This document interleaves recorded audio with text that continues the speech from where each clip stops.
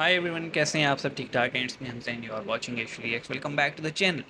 आज हम देखने वाले हैं जी Kerala's controversial one night marriages. अब मुझे नहीं पता ये वन नाइट मैरिज क्या है, लेकिन एक एक टाइम में ना एक यहाँ पे निकाह होता था, मुद्दा निकाह आज भी होता है। ज़्यादातर जो शिया सेक्ट है वो करता होता है। ये होता है टाइम बाउंड मैरिज। मतलब ये 1 घंटे से लेके 1 महीने, 1 साल, 10 साल, इसका टाइम पीरियड वाली मैरिज होती है। और जो सुन्नी सेक्ट है वो इसको फॉलो नहीं करता, क्योंकि जो सेकंड कैलिफ थे उन्होंने इसको बैन कर दिया था। लेकिन शिया सेक्ट कहते हैं कि हाँ, नहीं भाई नहीं, जब प्रॉफिट ने बैन नहीं किया तो हम क्यों माने। इसलिए आप जो शिया मेजोरिटी वाले कंट्रीज हैं वहाँ देखेंगे, वहाँ पे ये टाइम बाउंड मैरिज होती है। अब केरला में क्या सीन है भाई, ये कंट्रोवर्शियल वन नाइट मैरिजेस, ये क्या सीन है एक्चुअली, ये देखना पड़ेगा। और केरला वैसे भी आजकल कहते हैं ना हॉट वाटर्स में, क्योंकि एक तो वहाँ पे बढ़ती हुई मुस्लिम पॉपुलेशन, दूसरा पॉलिटिकल एंगल, तीसरा वो केरला स्टोरी वाली फिल्म, फिर फोर्स कन्वर्जन का इशू, तो बहुत सारे हैं जिसकी वजह से केरला आजकल मीडिया की ज़बान पे है। तो देखते हैं ये वाले क्रिएटर इसको लेके क्या कहते हैं, हमें कोई आइडिया नहीं है क्या कहेंगे। शुरू करते हैं 3, 2, 1 एन।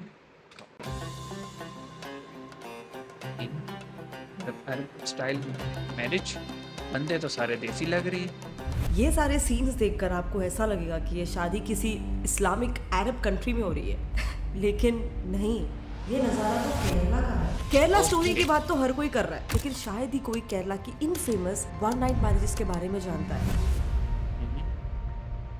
वन नाइट मैरिजेस क्या सीन है? वन अम्मी नाइट के लिए मुबारक इतना हो, खर्चा कौन करे? आपको 17 दामाद मिले। ये हैं? मैसेज था हैदराबाद में रहने वाली एक ऑटो ड्राइवर सिराजुद्दीन अहमद की बेटी 18 साल की रेहाना बेगम का अपनी माँ मोइन बेगम को। रेहाना सिर्फ कुछ 14 साल की थी जब उसके परिवार ने उसकी शादी 55 इयर्स के एक दुबई के अरबी शेख से करा दी। शादी के ठीक 1 महीने बाद उस शेख ने प्रेग्नेंट रेहाना को मुंबई के रेलवे स्टेशन के बाहर छोड़ दिया। फिर हताश रेहाना जब वापस अपने घर लौटी तो उसके घर वालों ने कहा उसका एबॉर्शन करवा दिया और दोबारा से उसकी शादी करवा दी। इस बार कतार के किसी एक बूढ़े शेख के साथ। ये तो फिर रेहाना फैमिली का का फिर ये बिजनेस नया हो गया, पति उसे कतार अपने देश ले गया वाला। और वहां जाके उसने उसे एक दूसरे शेख को बेच दिया, जिसके बाद अगले सिर्फ 4 ही सालों में रेहाना की 14 बार शादी करवा दी गई। ना जाने कितने आज उसके बच्चे हैं और उसके पास कितने दिन बचे हैं। पर ये रेहाना की अकेले की कहानी नहीं है। हिंदुस्तान टाइम्स ने ऐसे इन्यूमरेबल लड़कियों की कहानियां निकाली है। एंड इकोनॉमिक टाइम्स के दूसरे रिपोर्ट के हिसाब से एक सर्वे हुआ था जो स्टेट वुमेन्स कमीशन के बिहाफ में हुआ था। उसमें ये पाया गया कि केरला में एटलीस्ट 9000 लड़कियां इस वन नाइट मैरिज की विक्टिम है।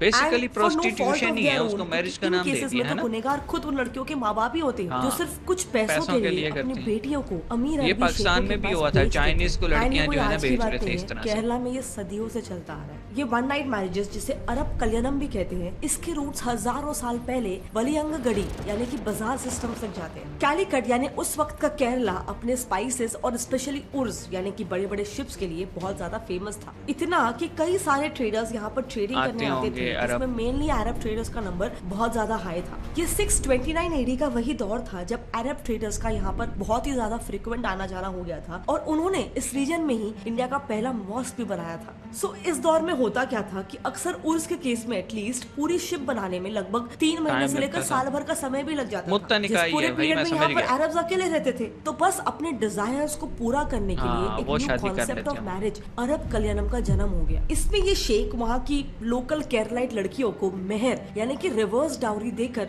उनसे शादी करते हैं। फिर कुछ दिन उनके साथ बिता के हनीमून वगैरह करके उन्हें प्रेग्नेंट करके जब शिप तैयार हो जाती थी तो ये शेख वापस निकल जाते थे अपने देश। ये कॉन्सेप्ट तब से 629 एडी से लेकर आज 2013 तक का जो डेटा हमें अभी तक मिला है 1384 इयर्स बाद तक सेम प्रोसेस फॉलो हो रहा है।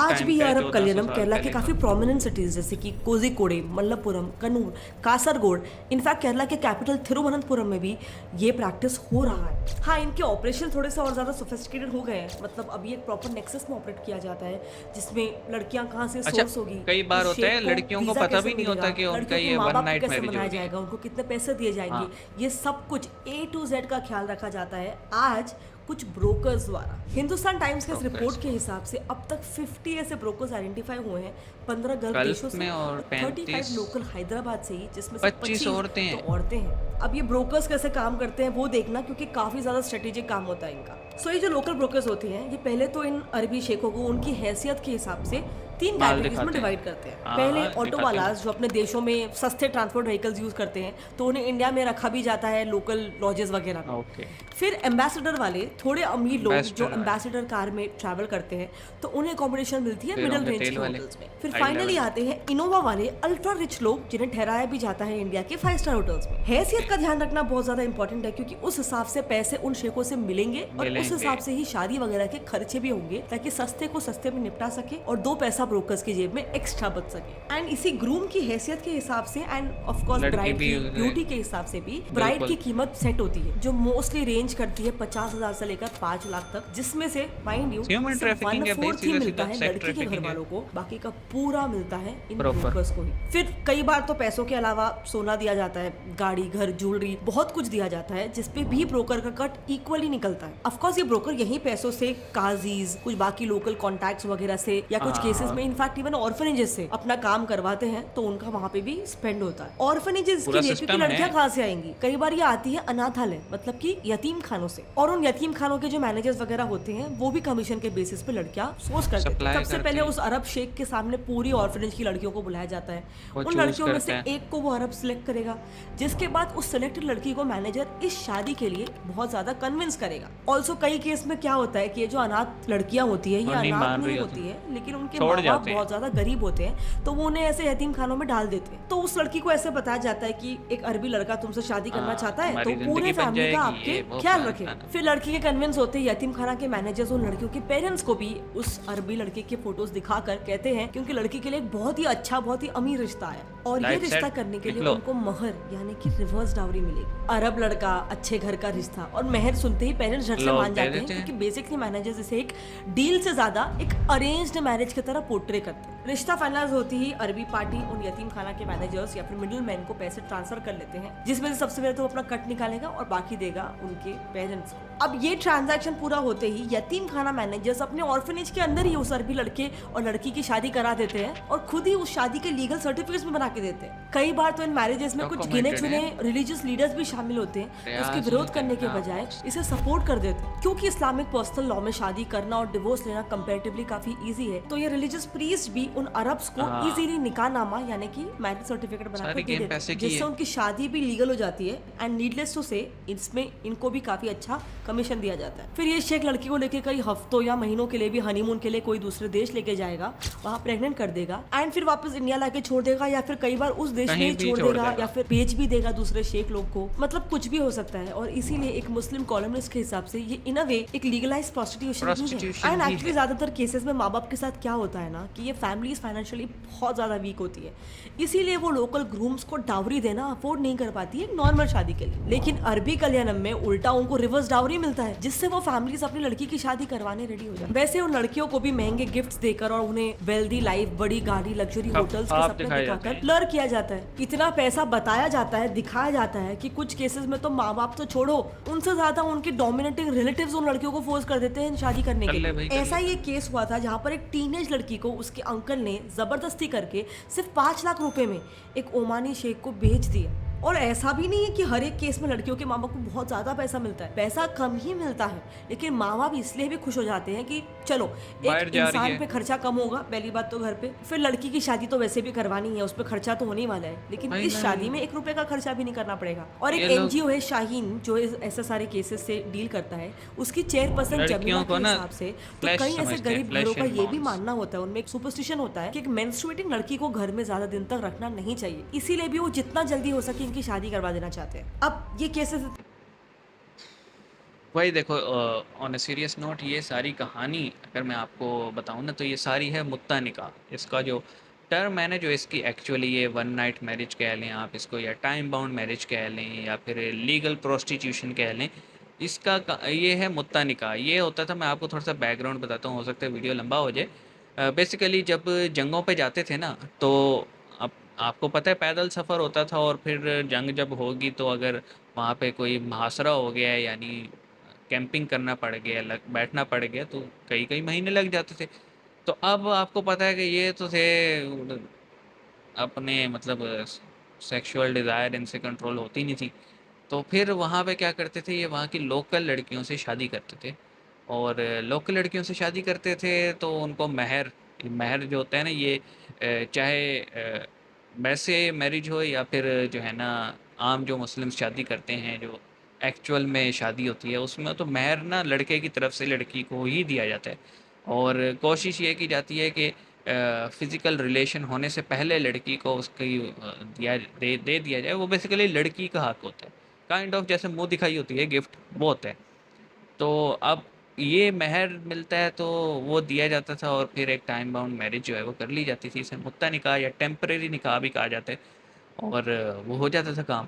फिर जब सेकंड कैलिफ आए हज़रत उमर, तो उन्होंने कहा कि नहीं यार, मैं ये ऑब्ज़र्व कर रहा हूँ कि लोग इसको जो है ना प्रोस्टिट्यूशन के लिए इस्तेमाल कर रहे हैं इस चीज़ को, कि बगैर किसी वजह से किसी से टेम्परेरी शादी की और कुछ टाइम बाद तलाक दे के दूसरी टेम्परेरी शादी कर ली।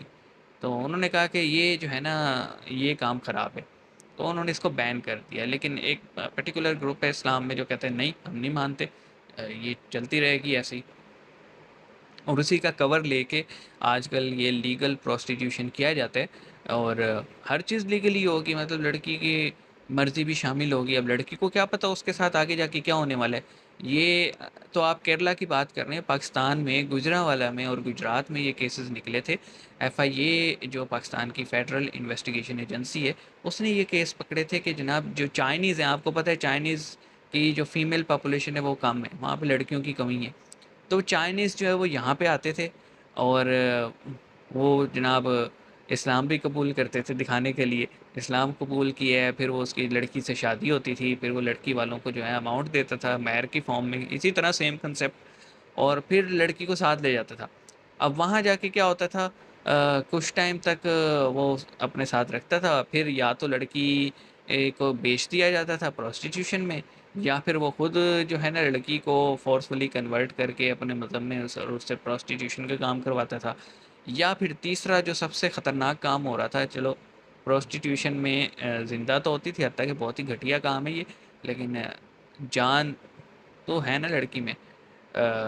तीसरा जो ख़तरनाक काम था वो ये कि उसके ऑर्गन्स बेच दिए जाते थे लड़की के, या तो मार दिया जाता था और फिर बेचे जाते थे, या फिर वो ऑर्गन्स जो कि एक एक एक्स्ट्रा हमारे पास हैं, जैसे आँख, इसी तरह जो है किडनी, लिवर, ये सब भी जो है ना बेचे जाते थे।